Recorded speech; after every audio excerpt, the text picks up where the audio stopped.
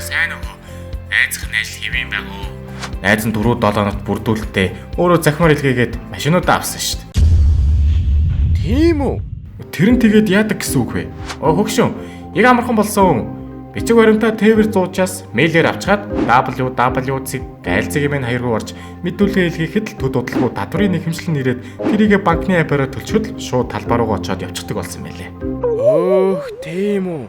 Тэгээд айл орохгүйгээр захимаар илгээхээр надаас хордон байна гэж юу? Айлын бүрдүүлэлтийн захин төвгөж сайхан зүйл бий болсон байж тээ өгшөө.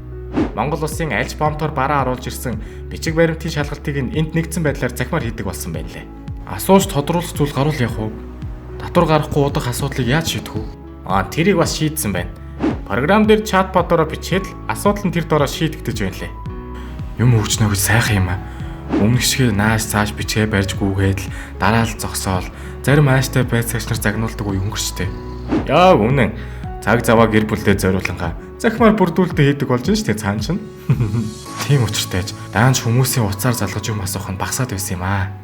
Гайл руу ч олон удаа явахгүй амар болсон. Бараагаа авахдаа ганц удаа очдог болсон байлээ. Харин тийм байна.